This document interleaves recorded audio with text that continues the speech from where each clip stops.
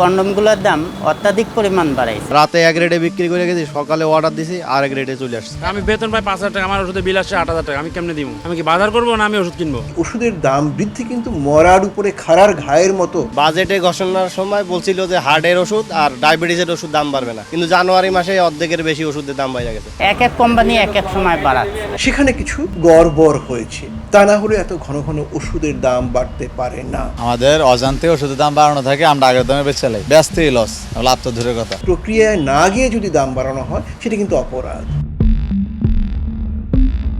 ঊর্ধ্বমুখী পণ্যমূল্যের বাজারে মানুষের নাভিশ্বাস, জীবনমান নিম্নমুখী। নিত্য প্রয়োজনীয় জিনিসপত্র কিনতেই হিমশিম খেতে হচ্ছে মধ্যবিত্ত ও খেটে খাওয়া মানুষদের। মানুষের যতগুলো মৌলিক চাহিদা রয়েছে তার মধ্যে সবচেয়ে গুরুত্বপূর্ণ চিকিৎসা খাত। দেশের সব খাতে সবকিছুর দাম বাড়লেও চিকিৎসা খাতের খবর কজনে বা রাখেন? রাজধানীর বিভিন্ন খুচরা ও পাইকারি দোকান ঘুরে ক্রেতা বিক্রেতাদের সঙ্গে কথা বলে জানা যায়, ওষুধের দাম সর্বনিম্ন 20 এবং সর্বোচ্চ 66% হারে বেড়েছে। কোনো আগাম নোটিশ ছাড়াই বাড়ছে ওষুধের দাম। আমাদের অজান্তে ওষুধের দাম বাড়ানো থাকে, আমরা আগের দামে বেচে চালাই। বক্স চেক দিতে যায় তখন দাম বাড়ানো, কোম্পানি ঘোষণা দেয় না, ঘোষণা ছাড়া দাম বাড়া যায়, ব্যস্তই লস, লাভ তো দূরের কথা। বলে এতটুকু জিজ্ঞাসা করলে যে বক্স চেক দিয়ে মাল বিক্রি করবেন। 2-3 মাস আগে যে রেট ছিল এখন দেখতেছি এক একটা প্রোডাক্টে 150-200 এরকম করেই বেড়ে দিয়েছে। কোম্পানিরা তো কোনো রুলস ফলো করে কিনা আমি জানি না, কিন্তু কিছু কিছু প্রোডাক্ট আছে যে দাম হঠাৎ করে বাইরে গেছে। মানে রাতে এক রেটে বিক্রি করে গেছি, সকালে অর্ডার দিছি আর এক রেটে চলে আসছে। বাজেটে ঘোষণার সময় বলছিল যে হার্টের ওষুধ আর ডায়াবেটিসের ওষুধ দাম বাড়বে না, কিন্তু জানুয়ারি মাসে অর্ধেকের বেশি ওষুধের দাম বেড়ে গেছে। বিশেষ করে দীর্ঘমেয়াদী রোগে ভোগা মানুষ যাদের নিয়মিত ওষুধ খেতে হয় তাদের অবস্থা আরও করুন। প্রতিটি অ্যান্টিবায়োটিক ওষুধের দাম বেড়েছে 20 থেকে 25 টাকা দরে। অন্যদিকে সর্দি, জ্বর, চর্মরোগ, অ্যালার্জি, শ্বাসনালী সংক্রমণ, উচ্চ রক্তচাপ, হৃদরোগ, ডায়াবেটিক্স সহ বিভিন্ন রোগের ওষুধের দামও বেড়েছে উদ্বেগজনক হারে। 20 থেকে 25%, কোনো মেডিসিনে 100%ও বাড়ছে। এখন কোনো ঘোষণা আসে না, হঠাৎ করে দেখি যে বক্সের রেট বাড়ায়। কন্ডমগুলোর দাম অত্যাধিক পরিমাণ বাড়াইছে, যেটা সাধারণ মানুষের নাগালের থেকে বাইরে বলতে গেলে দেখা যাচ্ছে আজকে এক কোম্পানি বাড়ছে, কালকে এক কোম্পানি। সব কোম্পানি একসঙ্গে বাড়াচ্ছে তা না। বর্তমান যারা নিম্ন শ্রেণীর প্রেসক্রিপশন আসছে 7 দিনের অ্যান্টিবায়োটিক লাগবে, তারা হয়তো 2 দিনের নিচ্ছে বা 3 দিনের নিচ্ছে, বাকিটা আর নিচ্ছে না। আসলে ওষুধের বিষয়গুলো যেহেতু ডাক্তার দিচ্ছে, প্রেসক্রাইব করতেছে, আমাদের যেভাবে হোক ওষুধগুলো নিতে হচ্ছে, খেয়ে হোক না খেয়ে হোক, তারপর আমাদের ওষুধগুলো নিতে হচ্ছে রোগীর ভালো ট্রিটমেন্টের জন্য। প্রত্যেকটা ওষুধ দাম বেড়েছে, এমন কোনো ওষুধ নাই যে বাড়ে নাই। আর বাড়ছে 1-2 টাকা বাড়ে নাই, প্রতি পাতায় 5-10 টাকা করে বাড়তেছে। রোগীরা এসে আগে হিসাব করে যে কত টাকা আসবে, দেখেন ফিরে চলে যায়, ওষুধ না নিয়ে চলে যায়।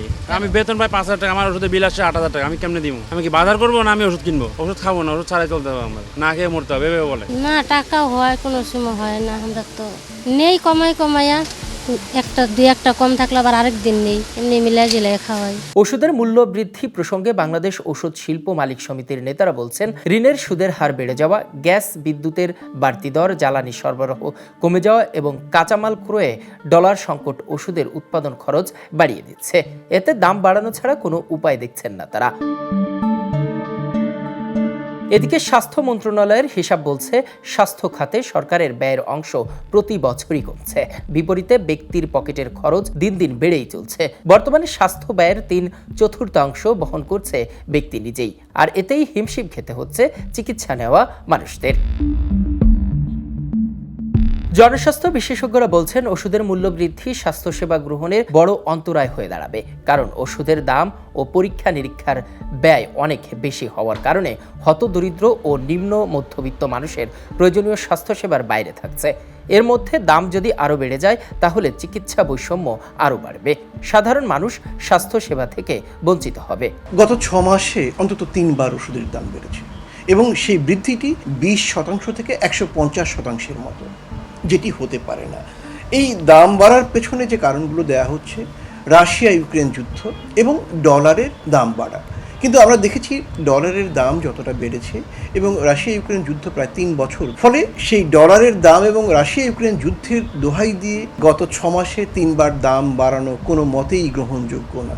মূলত একটি ওষুধের দাম কেমন হবে এটি কিন্তু কর্তৃপক্ষ নির্ধারণ করে দেয়। একটি ধারণা আমাদের মধ্যে কাজ করছে, যারা নির্ধারণ করে দিচ্ছেন এবং যারা দাম বাড়ানোর প্রস্তাব করে কর্তৃপক্ষের কাছে যাচ্ছেন, সেখানে কিছু গড়বড় হয়েছে, তা না হলে এত ঘন ঘন ওষুধের দাম বাড়তে পারে না। ওষুধ তো খুব গুরুত্বপূর্ণ একটি বিষয়, তো সেটির দাম যদি অন্যায্যভাবে এবং যে প্রক্রিয়ায় দাম বাড়াতে হয়, পুনর্নির্ধারণ করতে হয়, সেই প্রক্রিয়ায় না গিয়ে যদি দাম বাড়ানো হয় সেটা কিন্তু অপরাধ।